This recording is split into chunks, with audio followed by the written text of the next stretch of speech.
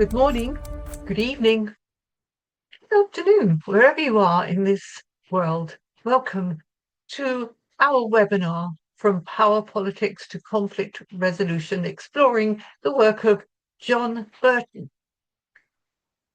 Now, John Burton was an Australian diplomat. He was experienced in Cold War diplomacy, in civil strife, in reforming organizations and resistance to change. He had been there and he found much to criticize. He knew that words and ideas were not enough. There needed to be instruments of change. This webinar brought to you by Global Women United for Peace Against NATO, known commonly as GWAN. This webinar will outline the main principles of Burton's pioneering work. Burton was key to the foundation of the International Peace Research Association and of the Conflict Research Society in the UK.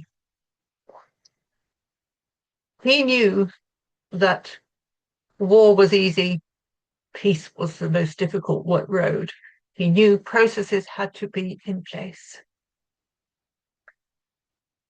He wrote this book and he wrote down his ideas, and they're brought to you today from Pamela Burton, John Dunn, and Karin Carlsson.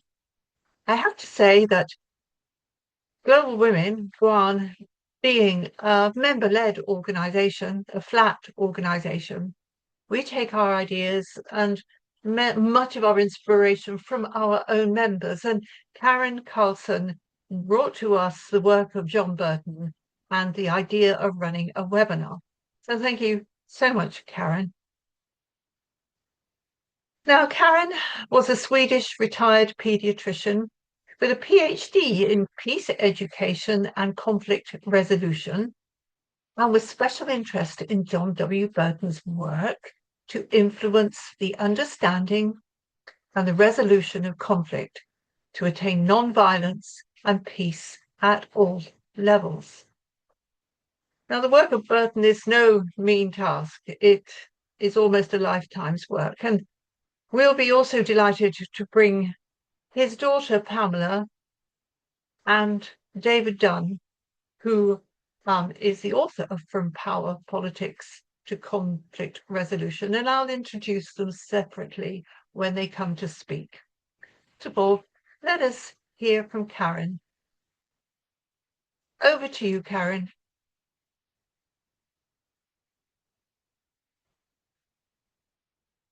We can have this webinar, and we have invited Professor David G. Dunn, who has written the book From Power Politics to Conflict Resolution, the work of John W. Burton. And we also have with us, to my delight, Pamela Burton, John Burton's youngest daughter. So welcome here. Actually, I thought Pippa would introduce you to the public here. Will you do that, Pippa, or shall I go on with my interest in this and what I think about the webinar? This is what I plan to. Yes, of course. I will introduce Pamela when she speaks after you. Oh, then we are fine. Then we are fine. We'll do that. So I'll continue here. We'll talk about John W. Burton's work on conflict analysis and prevention. Prevention is his new word for prevention and promotion, and we will hear much more about that. As you heard just now, I'm a retired pediatrician with an interest in reducing violence and promoting peace. I first met with John W. Burton in texts in the late 80s when I was studying for a PhD in peace education. It changed my life. Since then, my peace work has been deeply involved in conflict resolution at the micro as well as the macro level. I see myself as a Burton disciple engaged in spreading his thoughts. We will understand why, and maybe in the discussion afterwards, we will find inspiration for the new ways of action for peace and nonviolence. I have my ideas, but we'll see. This webinar is recorded, and that will be helpful. There are two main essential thoughts.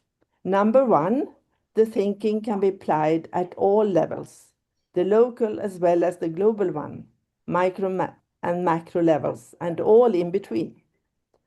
Number two, in conventional thinking, deterrence is regarded as self-evident as protection. It is an axiom in international politics.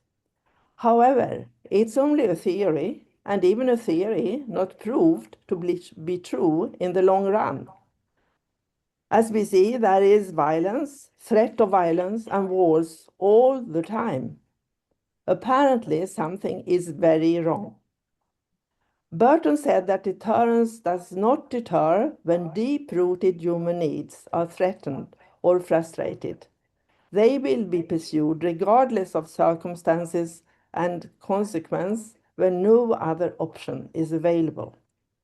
This is why we see long-lasting wars. Ukraine, Iran, Israel, Palestine.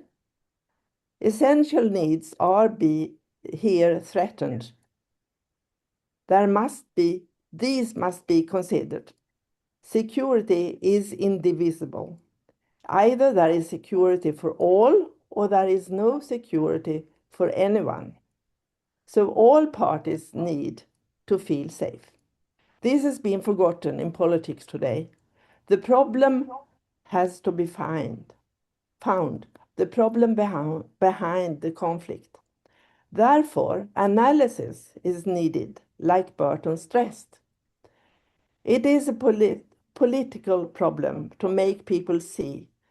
It's a pedagogical problem to make people see that the threats of violence, like militarizations, preparation for war, does not lead to peace, but to the opposite. We see how NATO is expanding and how preemptive wars are started and reacted upon. The arms race is senseless. Burton said his policy is realistic and power politics is not. We need a true paradigm shift from power politics to conflict prevention. And this seminar will be about. Thank you.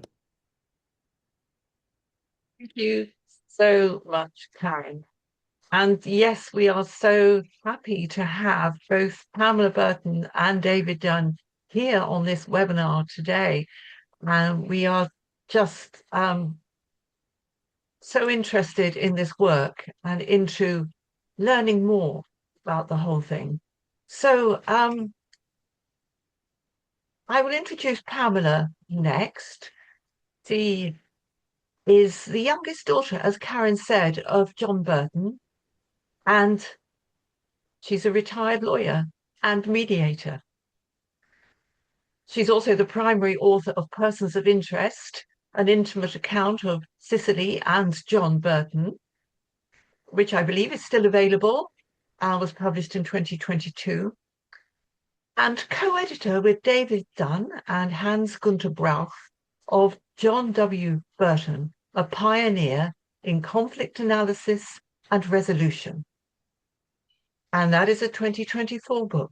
So it's very, very exciting to bring you here, Pamela, to tell us about your feelings and your knowledge in regard to conflict resolution and also some insight into Burton himself. Over to you, Pam. Well, thank you, Karin and Pippa. I actually thought David would be speaking first about John's philosophy. David, are you comfortable if I go ahead or not? first? I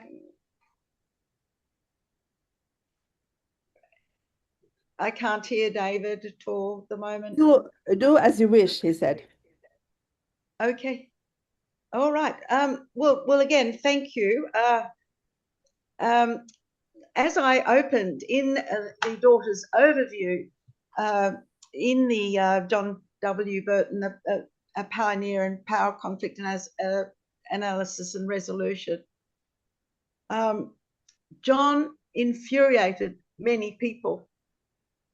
He argued, I'm talking now about my perspective as a child, because David will give you everything about his philosophy. He studied him so well and knows so much more than me. It's out of my field. So as a child, I can tell you that my father, he argued mostly by asking questions, by challenging people's views, questioning how they arrived at them. He questioned the validity of the assumptions underlying them. He would say that our opinions are as good as the assumptions on which they are based. And he was not a man to blindly comply with accepted norms. USA President Trump enjoys deliberately violating or flouting them. John would question them. Whose norms, in whose interests are those objectives? He didn't impose his views on us as children at home, but in hindsight, I see that he encouraged us to question populist beliefs. Both he and his father, the Reverend John Weir Burton Sr., demonstrated a strong humanitarianism in their work. However, John Jr. didn't see missionary work as the most effective saviour of downtrodden people.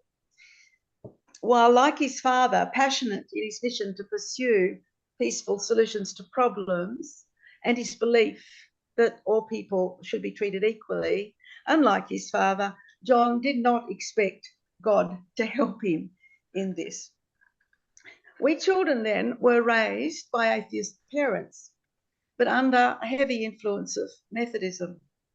Both our parents held the same core values that reflecting the teachings of Jesus. Communication was not my father's strong suit. He grunted, like many men do, and said little. We found this ironic, given that he became so invested in the world of conflict analysis and resolution, which is based on the frank and clear dialogue. However, although he was not a conversationalist, he listened, he observed, and he saw potential in everybody: immigrants, workers, troubled teens. He recognised outliers, helped them believe in themselves. An example of this is the help he gave to a talented playwright and composer who had failed in his bid to get his stage shows, musical comedies, staged in London. John became a self-appointed unpaid agent, promoted the artists to musical stage shows in Australia. They became Australian then top hits, and then with record ticket sellings and with international reach. John would assess the skills and abilities of unemployed immigrants and provided them with housing, like a cottage on our farm or a caravan. He'd employ them as farm hands or in his bookshop as joiners and fitters or salespeople and the like. And we kids got to know some of these wonderful characters as close family friends.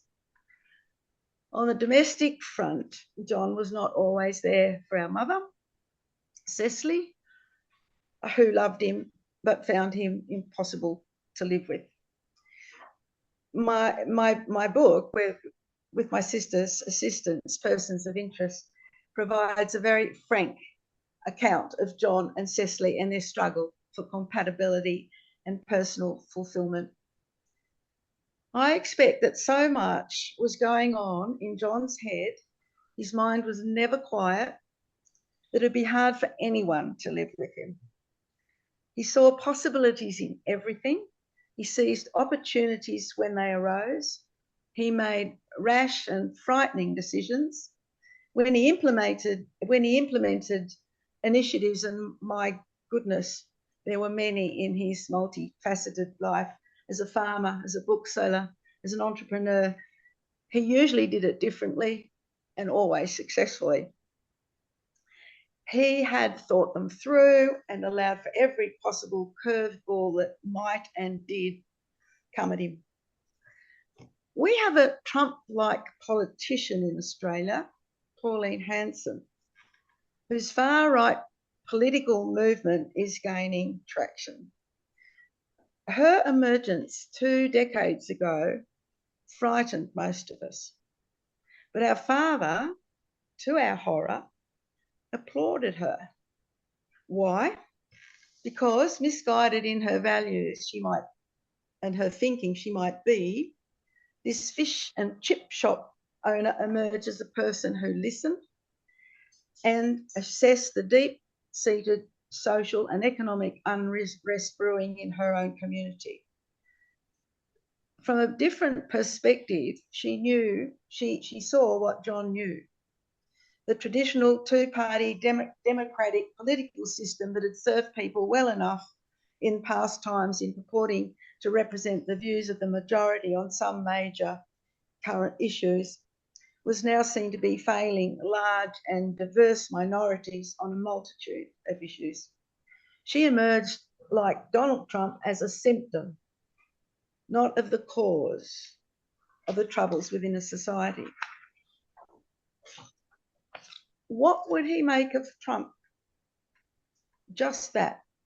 Trump is a symptom of social unrest and disillusionment within an unhealthy democracy that is failing to meet the needs of major sectors of the community.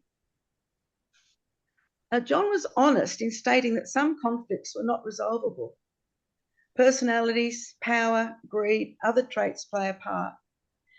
Conflict resolution processes between the likes of Trump, Netanyahu and Putin would not be fruitful.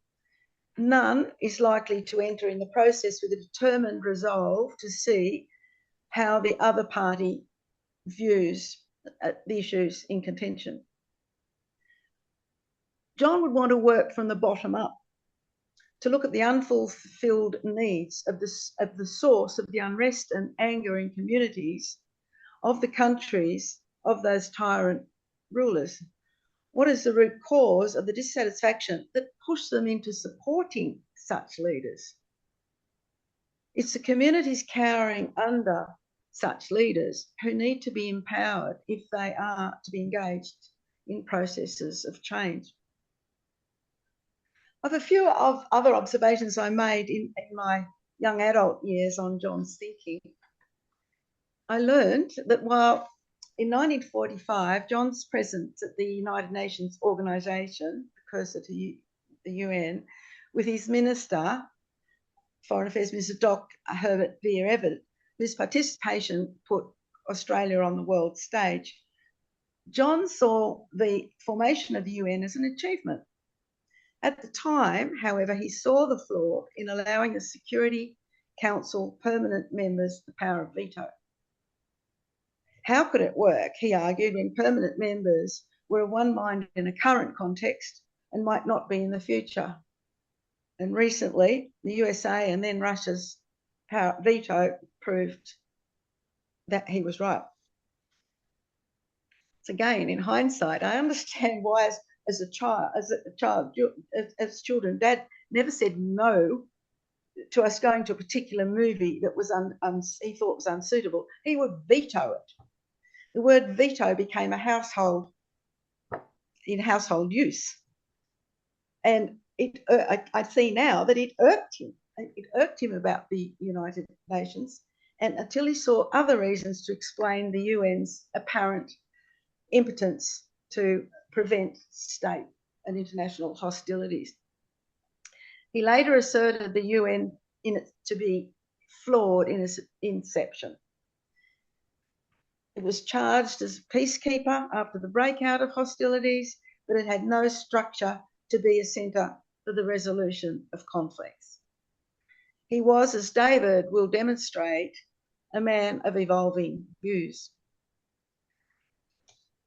As a teen, I was aware of John Cecil's high regard for neutral countries when I was growing up. Finland, Sweden, Switzerland, neutral as it was then, mainly, though, I perceived, because of their socialistic values, to ensure equality of life for their citizens, and certainly for their resistance to foreign policy alignment with countries perceived to be friendly. Yugoslavia, as it then was held in high esteem by John for resisting alignment with the then Soviet Union, particularly under Tito. However, John didn't endorse neutralism as a solution to world peace as such. He was a strong advocate of non-alignment, that is, for countries to have an independent foreign policy, leaving room for more flexibility than a strict isolationist neutrality. It allowed for support of other states' initiative to resist alignment with larger powers who had dominance over them. As an influential, if controversial, and often misunderstood public servant and political influencer in the 40s and 50s, Cold War Australia, he believed we in Australia, rather than remain neutral, should actively support nations whose people sought independence from their exploitative colonial masters. The Indonesians from the Dutch being the best example. Their exploitation would only lead to civil unrest, providing an opening for the spread of communism. His stand against the colonial countries, our friends in Australia, was seen as anti-Australian and therefore pro-communist by some in Cold War times.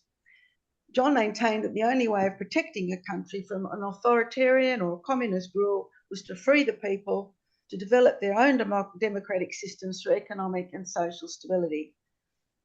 And that would provide the preconditions for peace. I'd like to think that John today would see a role for a grouping of the middle powers to stand in strong diplomatic protest against the current pro-war policies of the great powers and work together in pursuit of peaceful means of resolving international hostilities. David might have a different view on where John would stand today. He was unpredictable in his thinking, brilliant beyond my abilities. To end, I'm heartened me that you all today, Guam, are united in a desire for world peace and have an interest in understanding my father's thinking.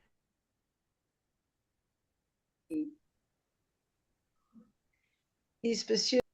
Thank you.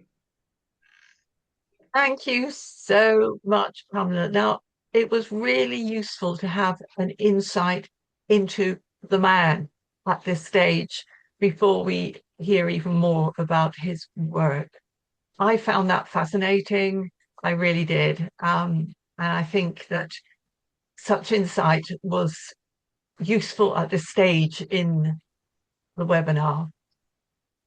We'll now move over to David Dunn, who's having a slight problem with audio, but it's all right. We've overcome that through use of the trusty mobile phone.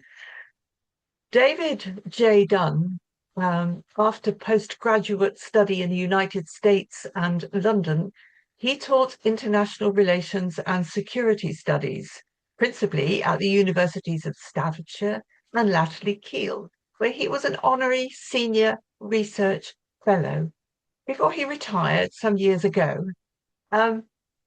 David Dunn is the author of the book From Power Politics to Conflict Resolution, which we're very much looking forward to hearing more about. David, if you are ready, we could go directly to you. I will just say at this stage that there is a Q&A box at the bottom if you'd like to put any questions, not comments, questions to our panel. Please do it through there. I will also open the session of the... But I'll carry on. I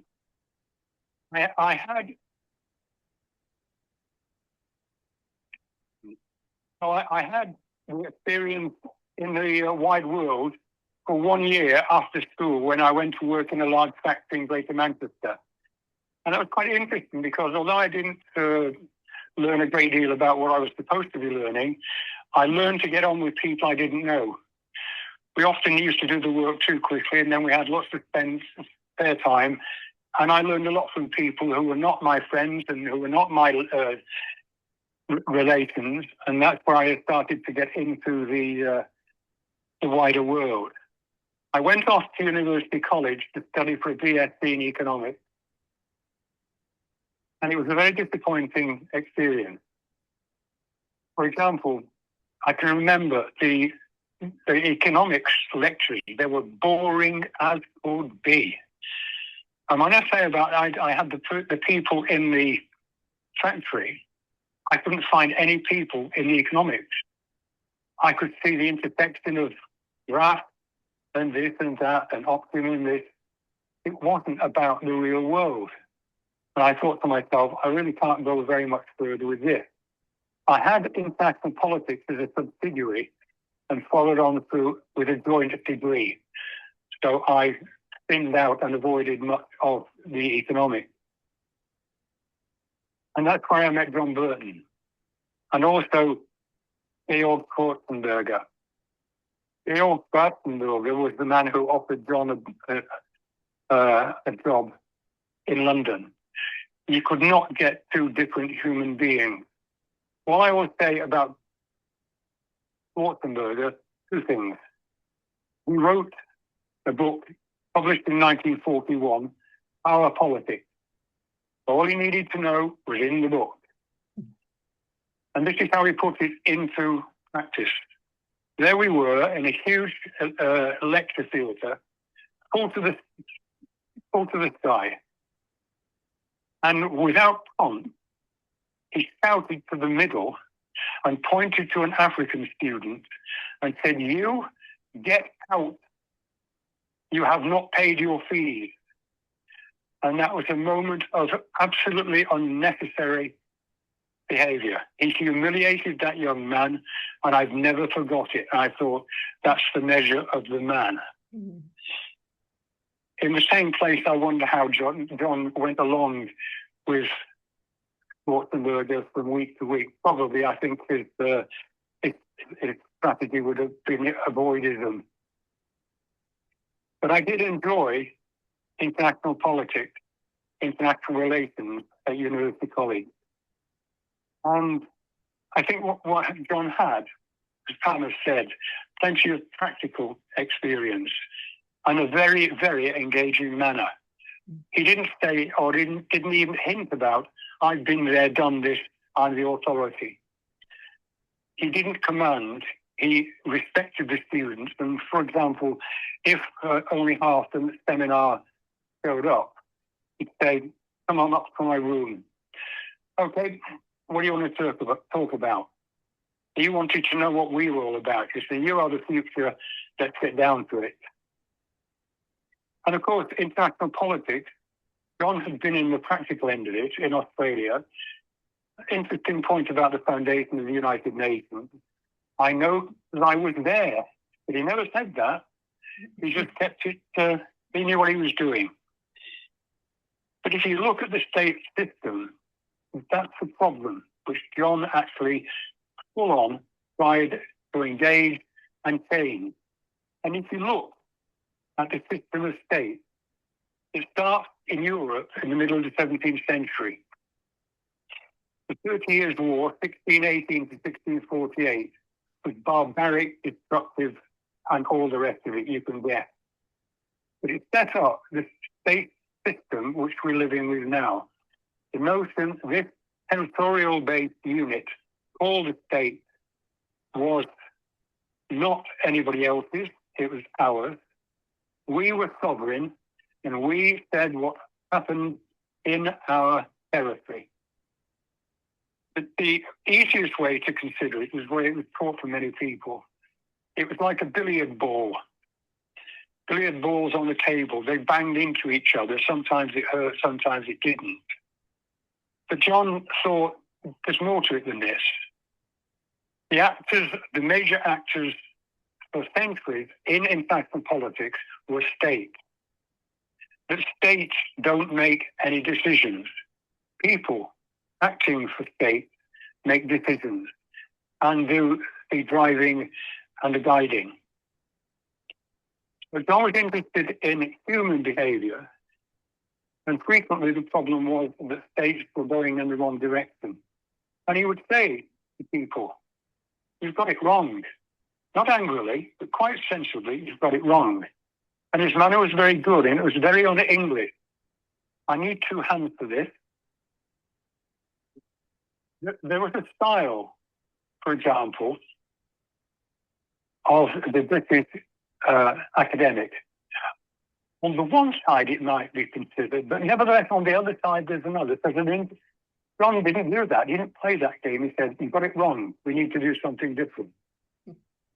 And when I was doing economics, I couldn't find any people.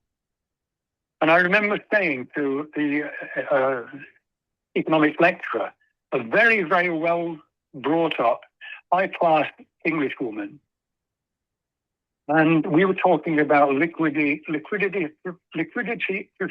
prevention. And it was absolutely deathly boring. And we also talked about how wages are set. And she told us this. And I said, excuse me a question, but that seems to me like exploitation. And she said, "Oh, no, we don't discuss that. Let's move on."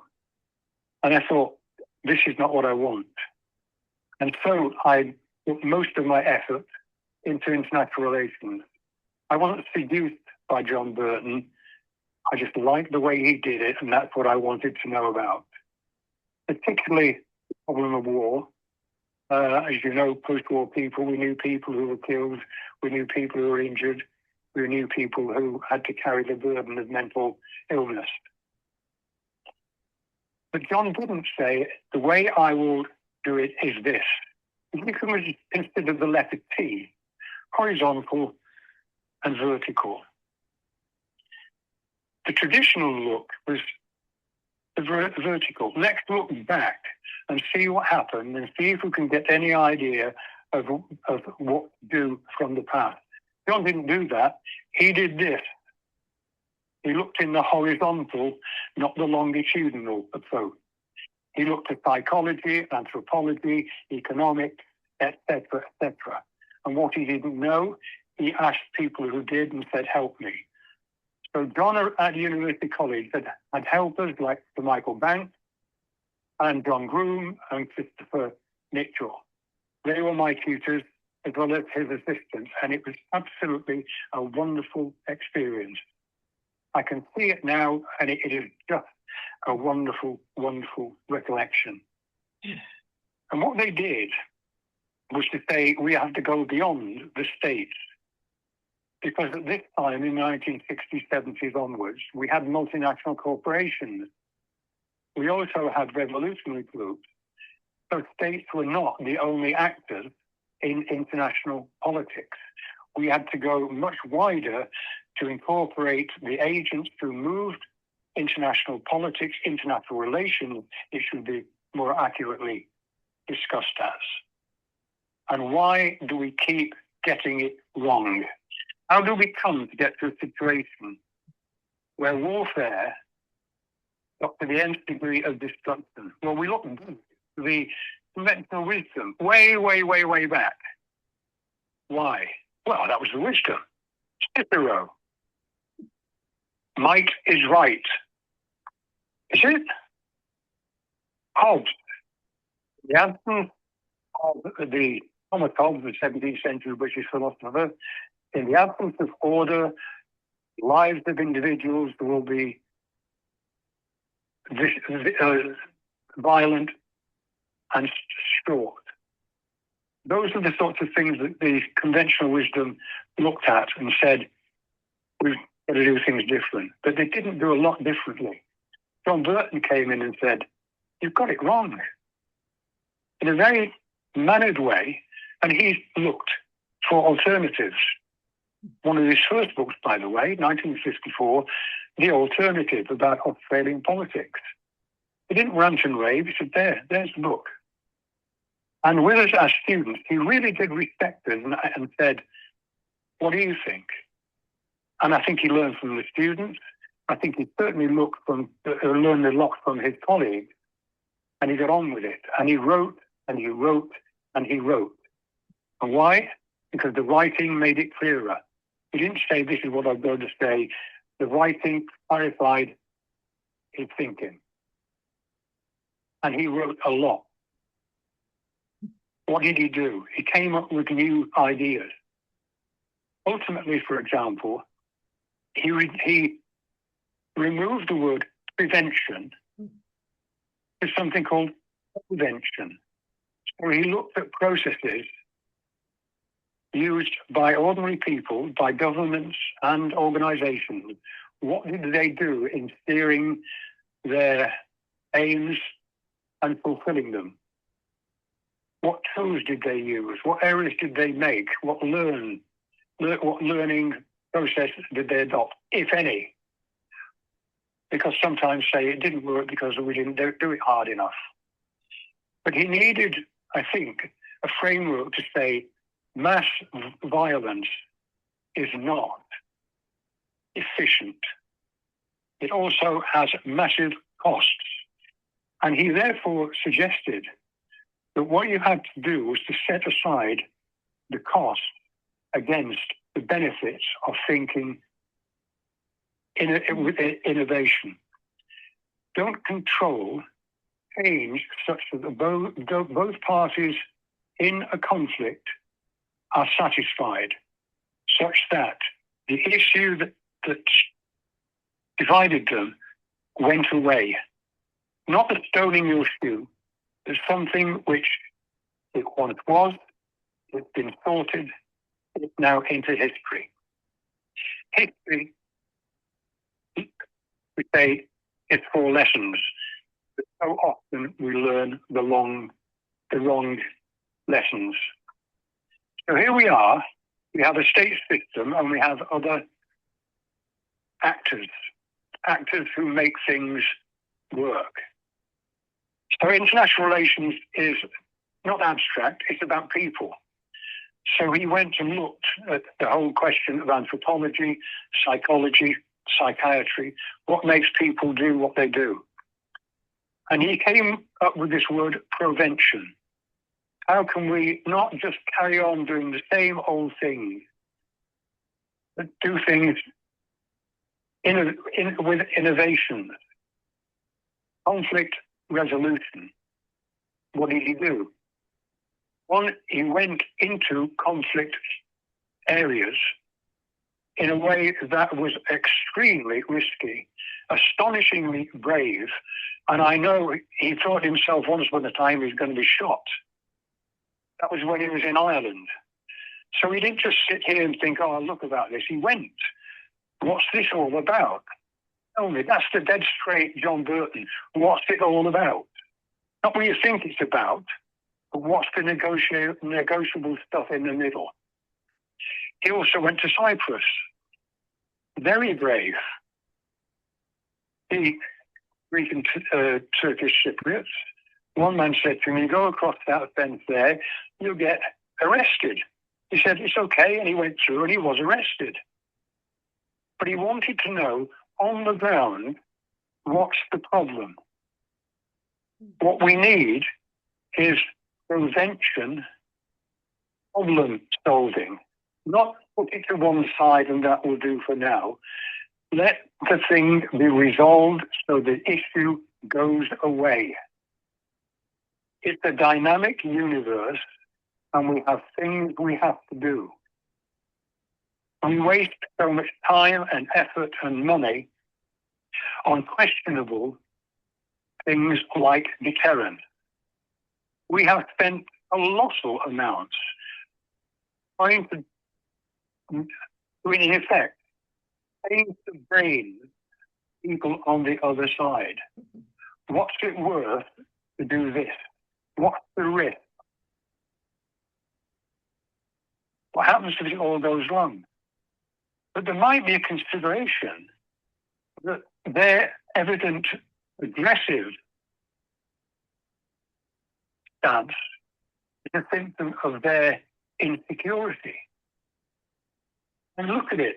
The Soviet Union, 20 million dead in the Second World War, what they called the Great Patriotic War. That would really make you rather, well, a bit nervous, I suppose. Do we know that deterrence works? Spent millions and millions on nuclear submarines, missiles, and so on and so forth. Did they need to be deterred? How did we communicate? Another of John's books, Conflict and Communication. Come here, sit down, tell me here, tell her, them on the other side, what is this all about? That's a nice phrase repeated by John. What's this all about?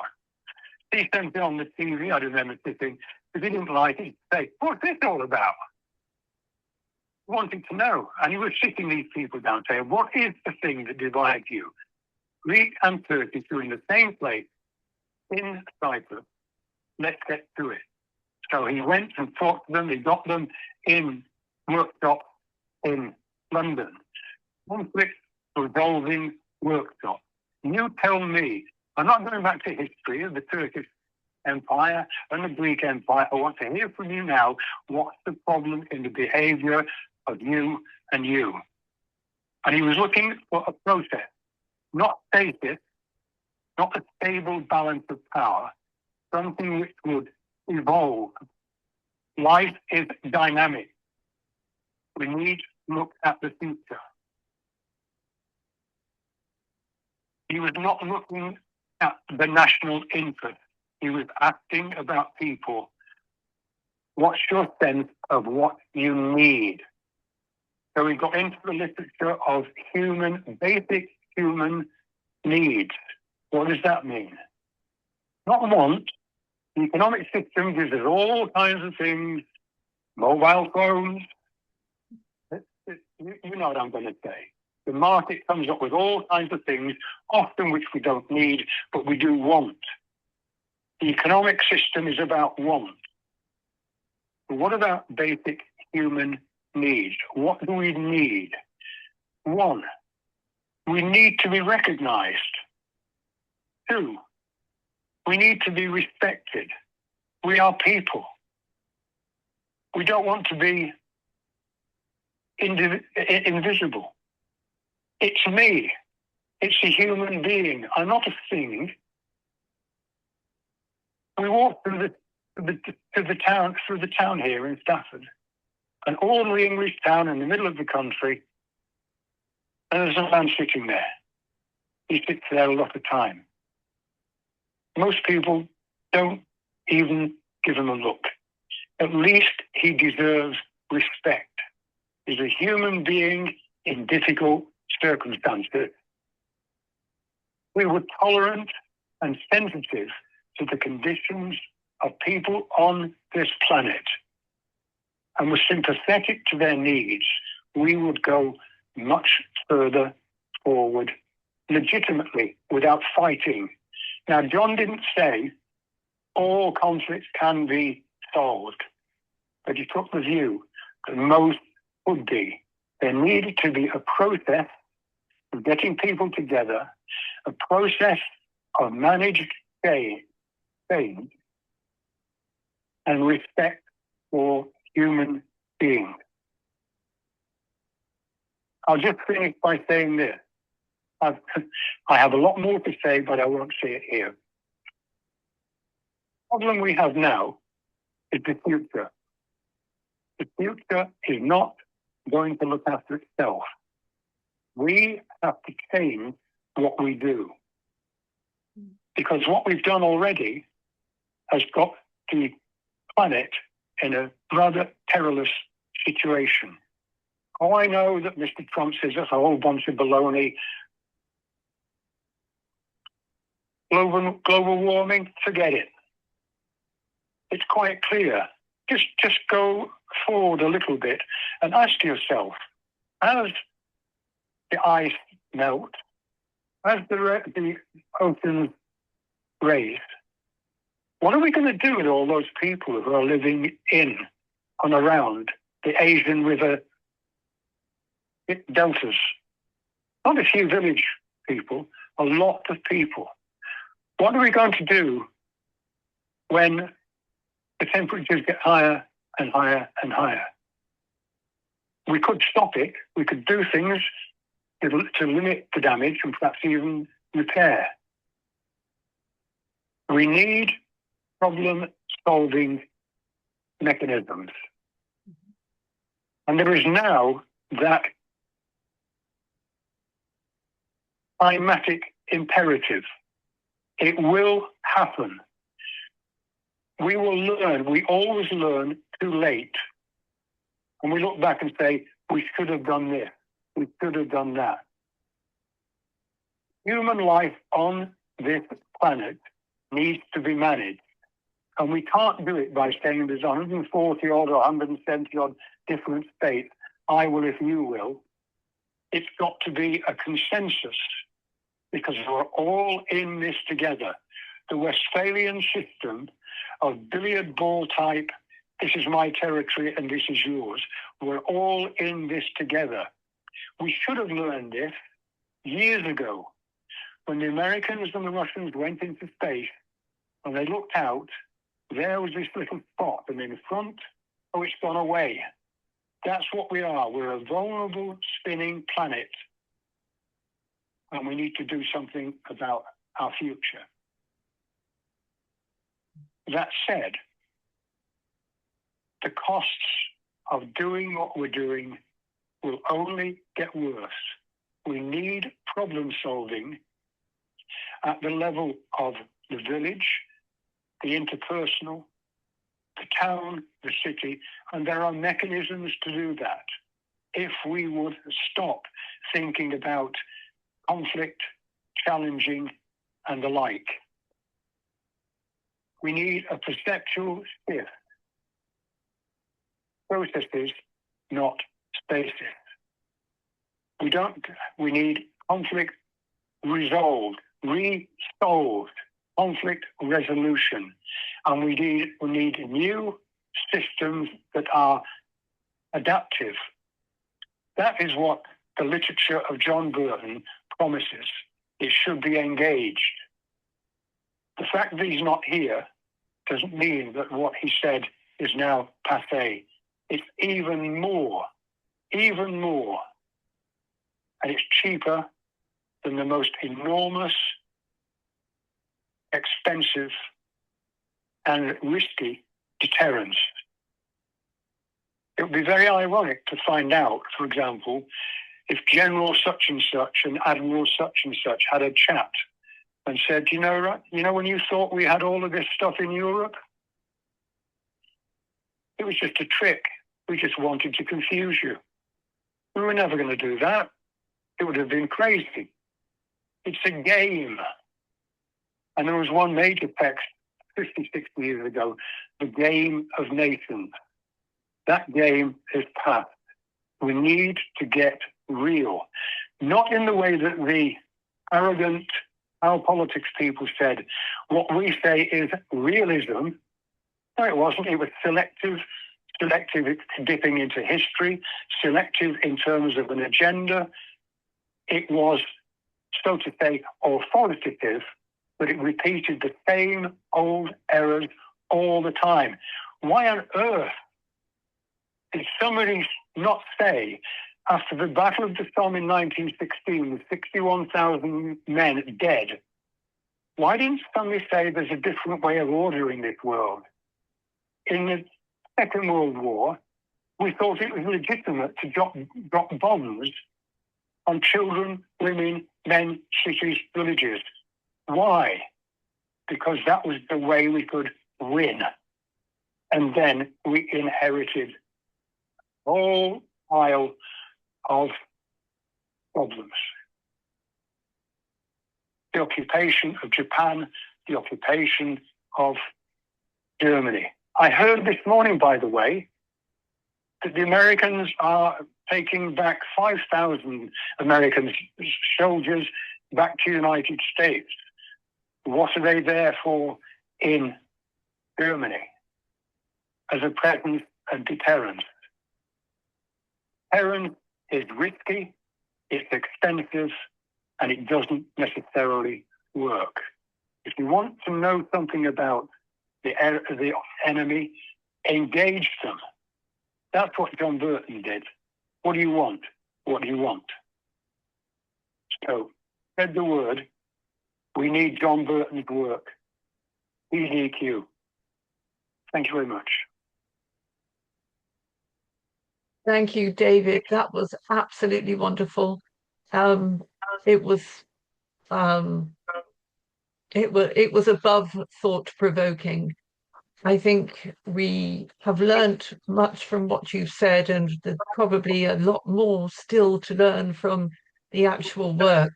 And I think a lot of us are going to look forward to looking at this book and reading it thoroughly, from Power Politics to Conflict Resolution is the name of the book.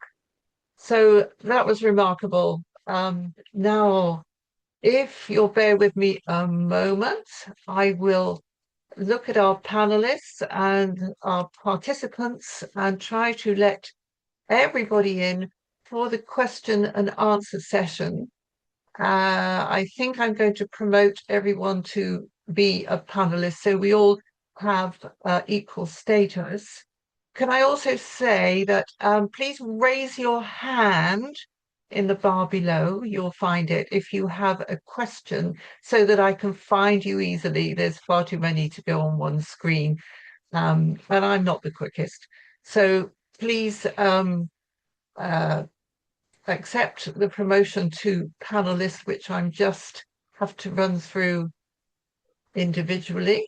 If you would like to accept it, if you don't, that's also fine.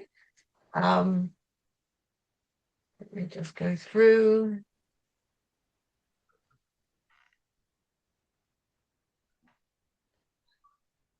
It's really up to you if you accept this or not.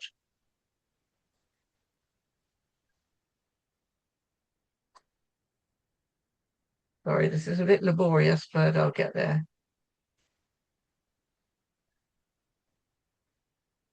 How many left? Nearly there. And I see we have a couple of questions already in the, there must be a tool to do this more quickly, but still, I'll do this anyway.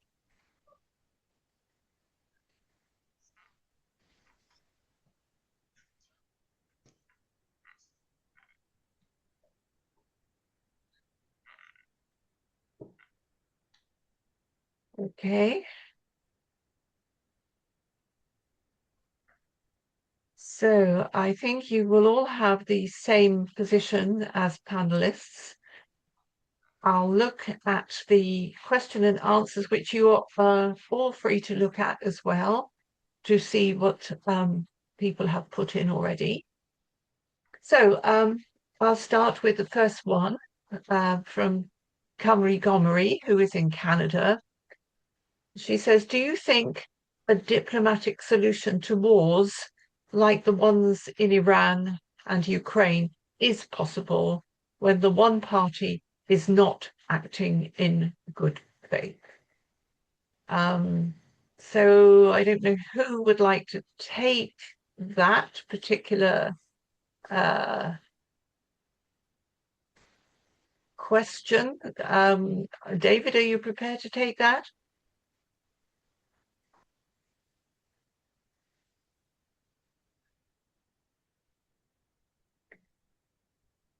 Oh, we've lost It's on your off mute, I think. we've lost your volume. I'm just going to unmute Karin. Here we go. Right, start again. Well, I think the idea of Oh, we've got the echo. How did that come back? maybe you need to unmute David and not Karen. I don't know. can you hear me now? Yes, that's lovely. Okay.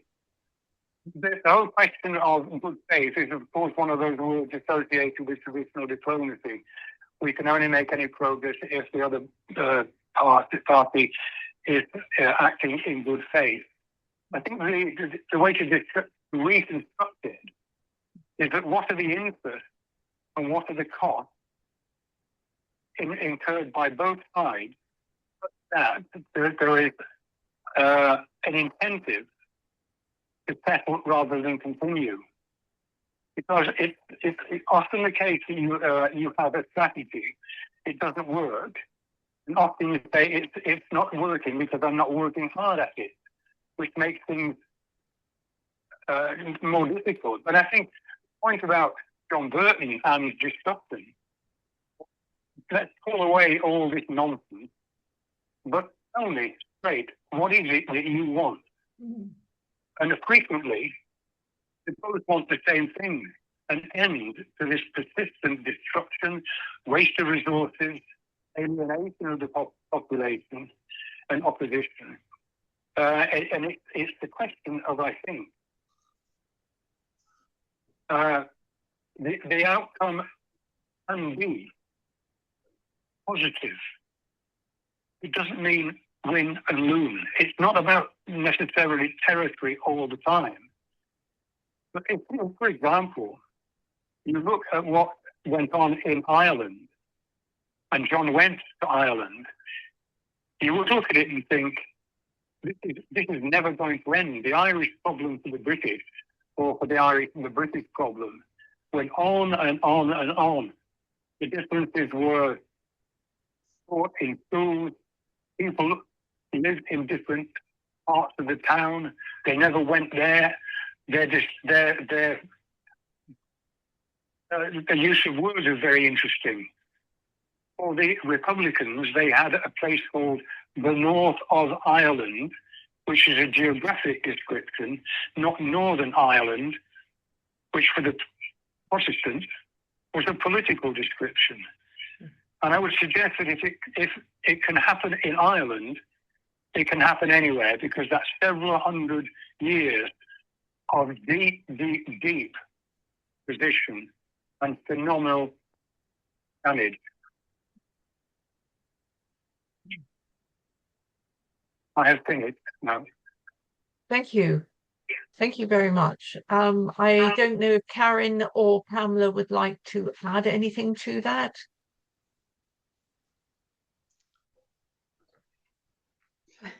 I could offer my lay opinion.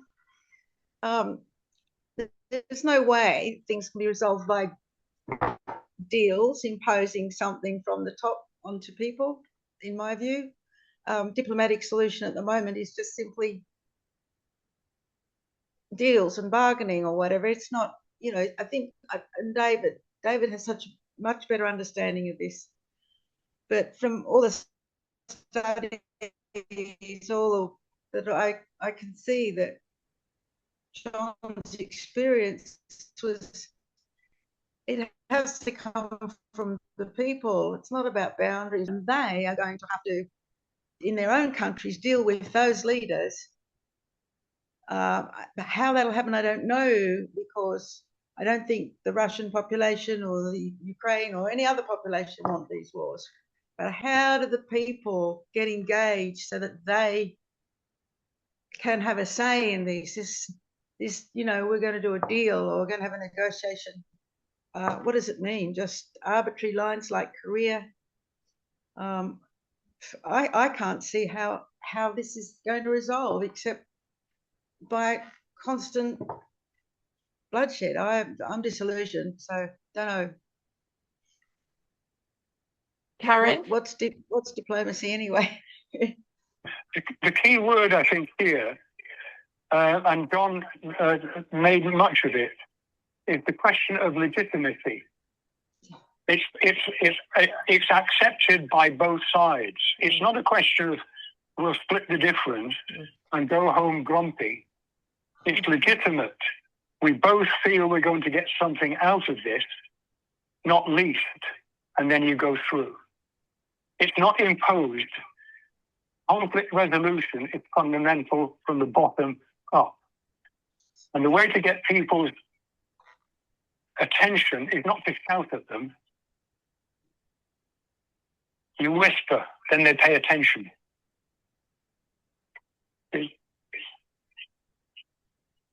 Okay. Okay. Karin, your hand is up.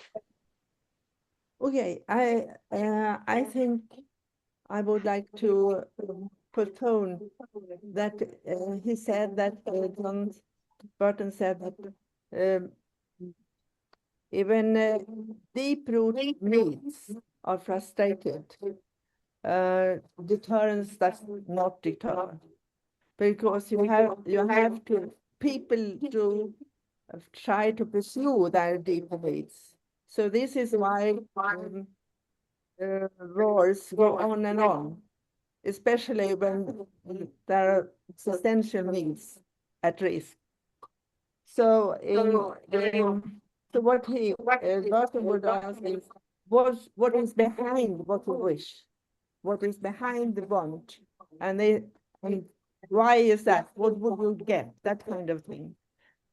So try not to threaten the needs and people. And this is given much to me.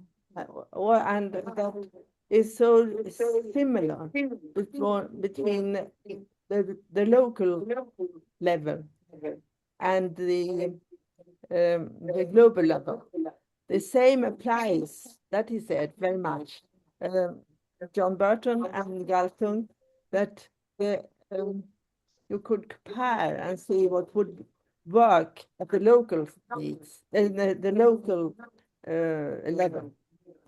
So that could help. So I think I would like to ask a question, if I may, to David, about what do you think could help to change the situation?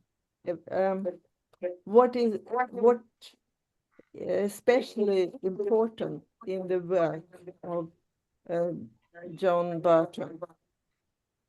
That if you could say what can really change, and what happens in the world today to put forward this important thinking.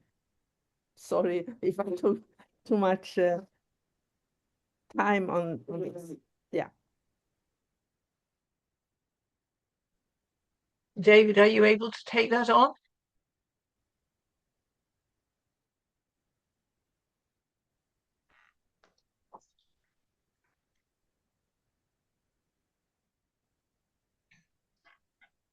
Karin, you have to unmute. That's it. David. The consideration is that you have to get down in all of these circumstances the fact that we are dealing not with abstract, but the interests and needs of human beings. And I don't think that has actually got through to so many of the extant organizations. Yes. They behave as if it's organization to organization. But you have to get down to the fundamental level. What do people feel in state organizations, multinational corporations? What about the threats to them in terms of their life, their identity? Such that they can say, I am very happy with the circumstances that now surround me. And that said, it is a long way off. Mm. But if I may just go on to one question here, which is in front of me. The question from Montgomery, is it possible that the only solution in a case is Netanyahu and Gaza? if you go back, this is behavior in the tradition of realpolitik. The way you change the organization's direction is raise the cost. We have war crimes, we had mass society at war, and if it was mass society at war, then the society was the legitimate, so to say, target. But I think these days that is absolutely beyond the boundary. And if you look at it is consistent with inefficient approaches to conflict resolution. It raises the cost, it raises resistance, it brings out opposition from those who may or may not like you in the first place, and it's not a solution. But it's so typical of traditional international politics. Bomb Berlin, bomb Dresden, bomb Hiroshima, bomb, you know the story. It needs to be engaged at the ground level. And of course, the point I would want to make is that Netanyahu, like Putin, like Trump, they are profoundly insecure individuals. Absolutely, they're trying too hard, and they are remarkably insecure. What's their problem?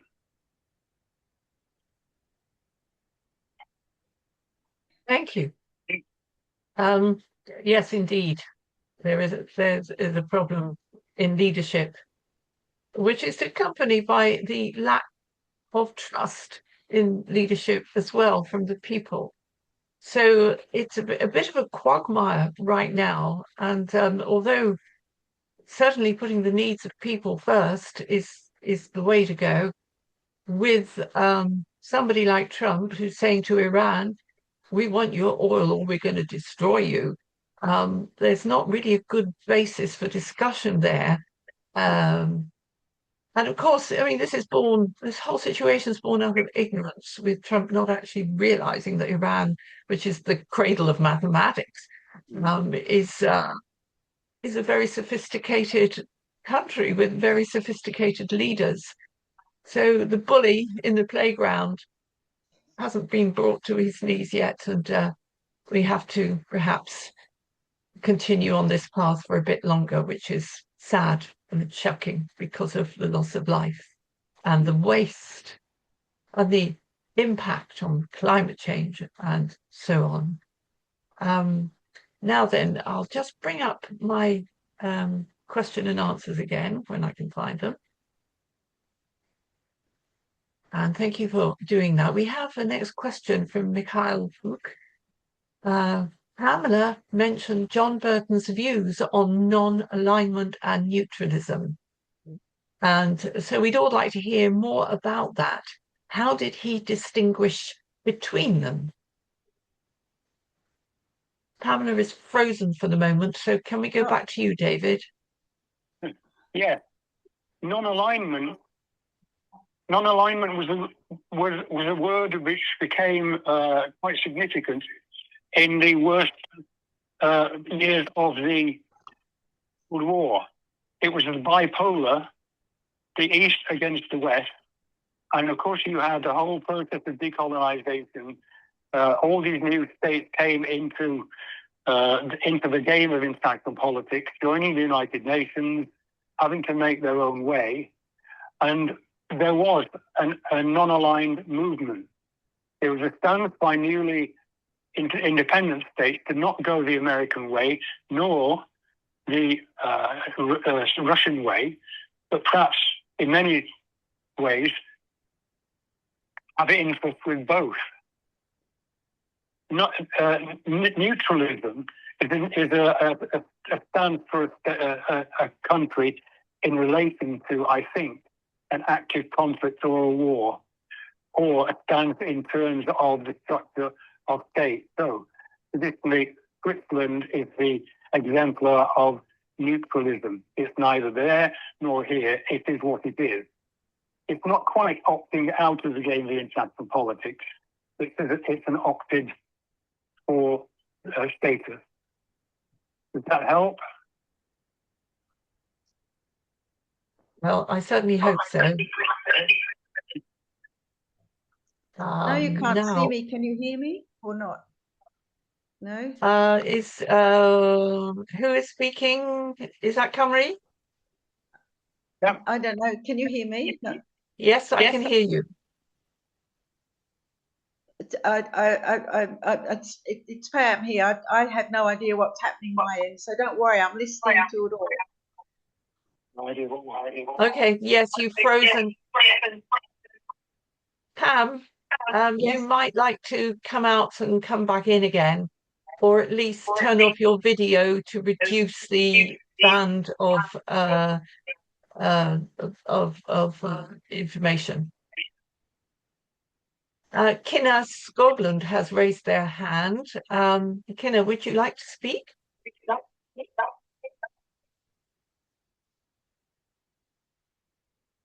Okay, I can't. We'll leave that one for a moment. Margaret Bonin has asked, are Pamela and David active in Worlds Beyond War? From my perspective, no. In truth, this is a new organisation as far as I'm concerned. I don't know much about it. Okay, we'll leave that there. Perhaps you could go to their website and see what's going on there.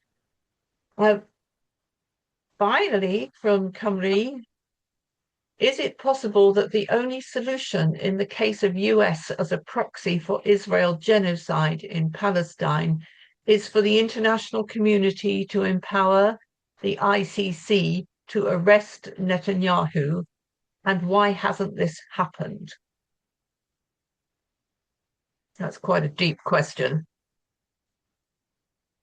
Well, as I said earlier on, I think, certainly I would think about it. What has happened in terms of the destruction, indiscriminate destruction of Gaza is well beyond the limits of legal activity. It has been absolutely appalling to watch it carrying on. With respect to Netanyahu, it's quite clear that international law has been crashed. I think there's a certain, how can I say, timidness amongst other states who hone in on Israel. Certainly, there are, for example, problems here which have come up in the last few days of manifest anti-Semitism. And just this morning, for the first time in my hearing in the last few days, it has been linked to the behavior of Netanyahu in Israel. It is indiscriminate, but it's a symptom, I think, a rather bizarre symptom, of phenomenal insecurity on the part of Netanyahu and many of the people in Israel. It's almost a last gasp. Yeah, I get what you're saying. Though sadly, of course, we have much death and destruction in Palestine and ongoing.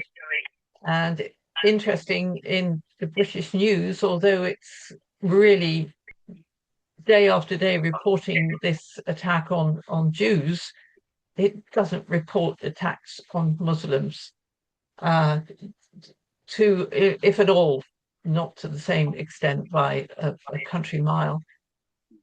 I fear that the bias inherent in mainstream media is also adding to this, and not just adding to a national perception, but taking from our civil liberties as these incidents are used to clamp down on protests, on even words that are being used. You know, people, I think in Australia as well, are saying you can't use from the river to the sea. This is most unfortunate because it's just one of the chants that's been used practically forever. And the freedom of speech, as well as freedom of movement, is being attacked, not just in Britain, in the United States, where I am right now. Our freedoms are being curtailed almost daily. Pamela's back with us. Did you hear what David said there? And can you add to that, perhaps? Yeah, no, I missed a bit, but so is there a question that I might be able to answer? Because remember, this is not my field. I've worked with David in a different capacity. So what was the issue of what was the question? I missed that question that David was answering. Okay, it was from Cymru. It says, is it possible that the only solution in the case of US as a proxy for Israel genocide in Palestine is for the international community to empower the ICC to arrest Netanyahu? And why hasn't this happened? Well, I mean, this is the difficult thing. I would, emotionally, I would like to see that happen.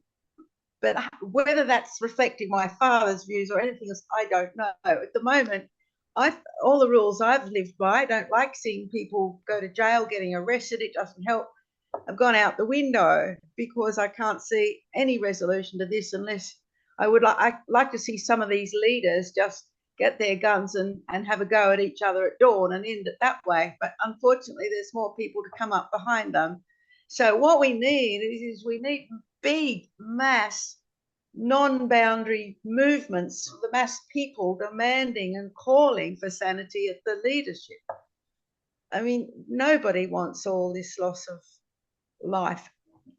Most of the world just want peace. Why haven't the multitudes got a say in any of this? So I know that they've prosecuted for war crimes or whatever, but I don't know what powers they have to arrest people. I don't think Netanyahu's going to go into any jurisdiction where he'd get arrested, nor would Putin either. What's the answer? I'm just being a person with emotions here. Not much help to you. I'm sure lots of people think that way as well. Oh, David, yes, I'll just unmute Karin. Thank you, Karin. Yeah. David, go ahead. Yeah, I'm saying, Pam, you've got a lot to say because you know what John was getting at. But I think that the whole problem here is this behaviour in Gaza is medievalism in the 21st century with modern weapons.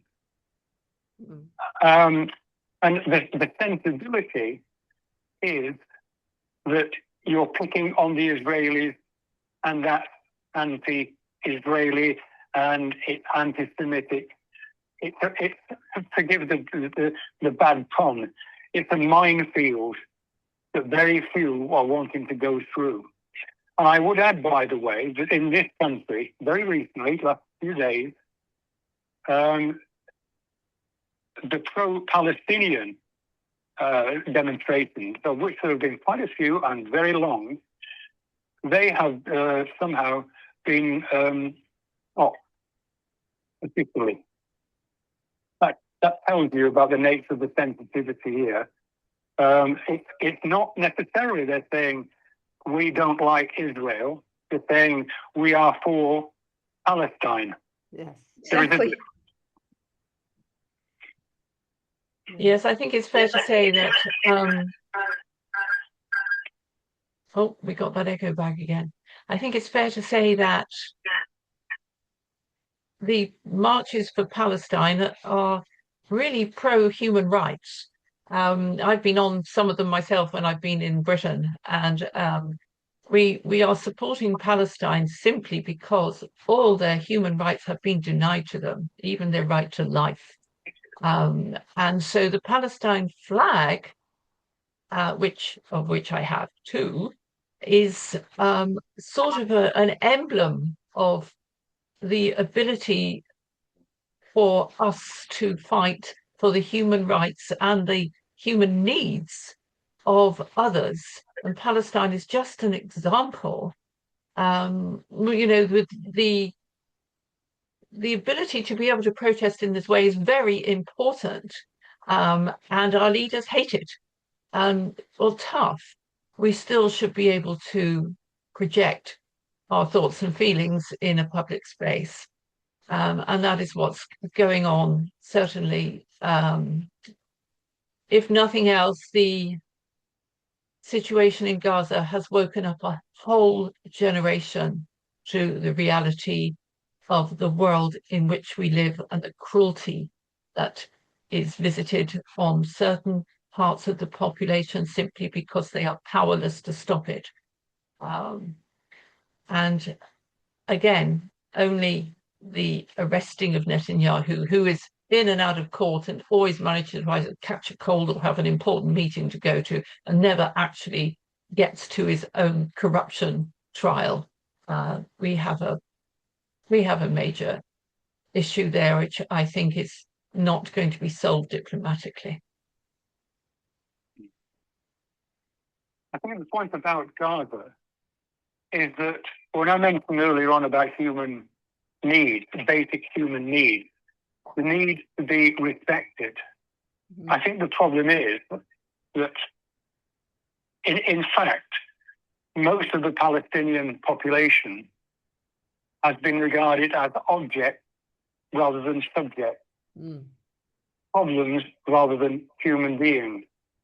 And therefore, the responses have been outrageous, way beyond the limits of international law, and in due course. There will be an engagement with the international law, without a doubt. It simply cannot be put into what we used to do then. We've got to move on. It is an outrage beyond compare. Well, thank you so much. I think that's a very good note on which to end. I thank everybody for attending today. I particularly thank our wonderful panelists for their input and their expertise in being able to bring us clearly the work of Burton and his book. I hope we can all learn from this. I hope we can all take this forward in our thoughts and deeds. And I hope that these war and conflict resolutions will be solved sooner rather than later.